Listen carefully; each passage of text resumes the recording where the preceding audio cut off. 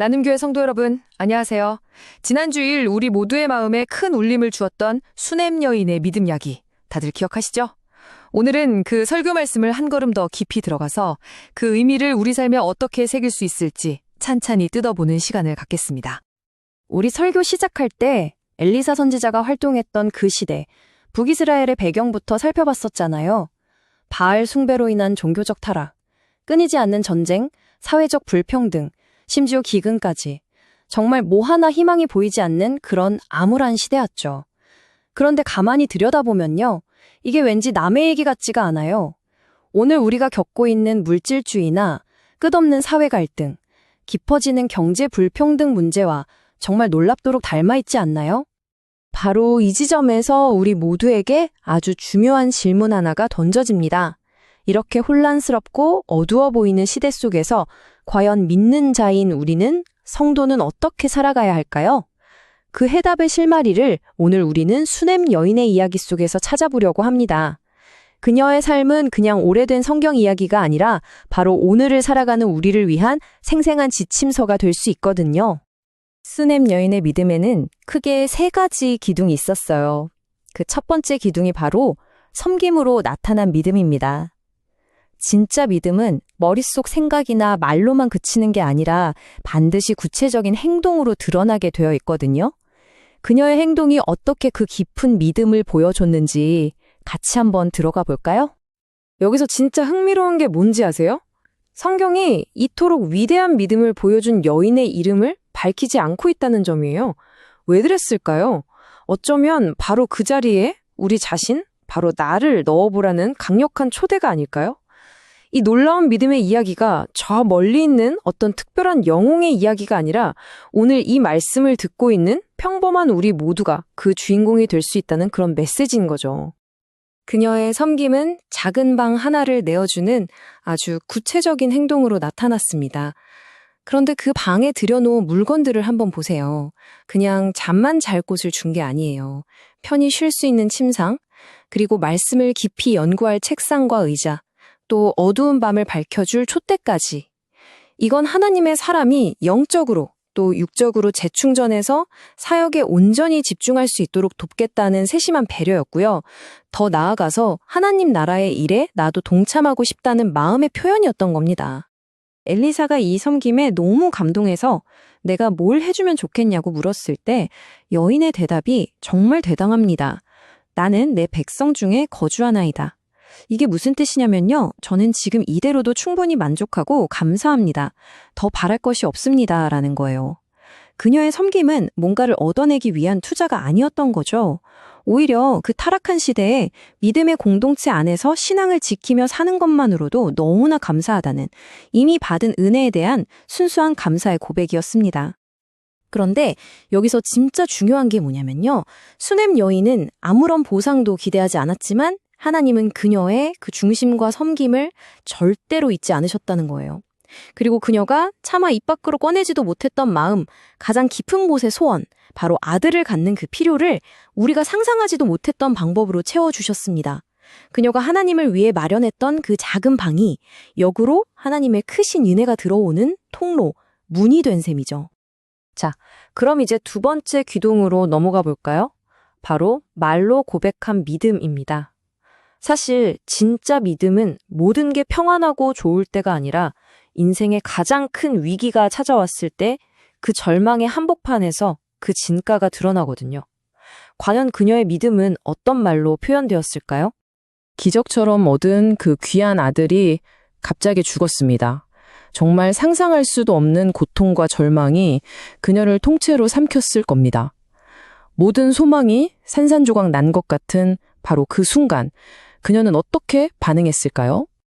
놀랍게도 그녀는 남편이 물었을 때도 엘리사의 사환 게하시가 물었을 때도 똑같이 대답합니다. 평안합니다.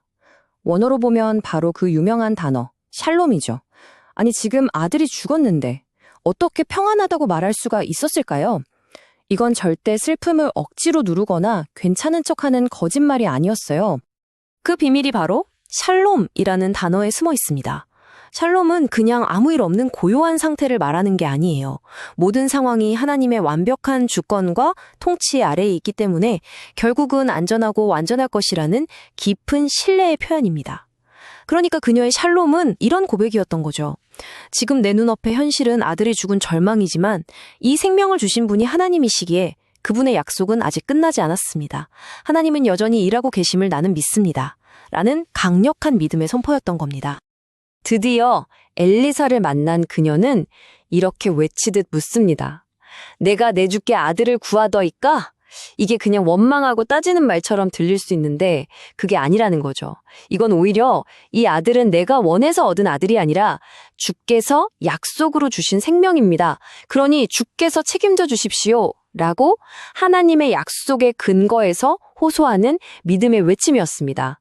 절망적인 상황이 아니라 변치 않는 약속을 붙드는 믿음의 언어였죠. 자, 이제 마지막 세 번째 기둥입니다.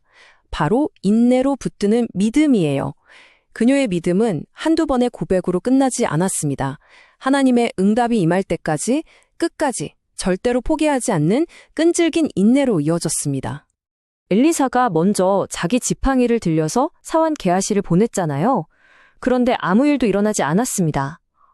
보통 사람 같았으면 여기서 실망하고 돌아섰을지도 몰라요. 하지만 수넴 여인은 그러지 않았습니다. 그녀는 문제의 본질을 꿰뚫어 보고 있었기 때문이에요. 생명을 살리는 건 엘리사의 지팡이라는 도구가 아니라 생명의 주인이신 하나님 자신이라는 것을요. 그래서 그녀는 하나님의 능력 그 자체가 아니라 하나님의 사람 엘리사 자신에 붙들었던 겁니다. 그래서 그녀는 엘리사에게 아주 단호하게 말하죠. 내가 당신을 떠나지 아니하리이다. 이게 바로 그녀의 인내하는 믿음의 절정입니다. 문제의 유일한 해결책이신 하나님, 그분 자신을 향한 절대적인 신뢰를 보여주는 장면이죠. 응답을 받을 때까지, 기적이 일어날 때까지 나는 한 발짝도 물러서지 않겠다는 믿음의 결단인 겁니다. 결국 그녀의 이 끈질긴 믿음이 엘리사를 움직였습니다. 엘리사는 그냥 멀리서 말로만 기도하지 않았어요. 아이 위에 직접 엎드려서 자기 입을 아이의 입에, 자기 눈을 아이의 눈에 포개면서 기도합니다.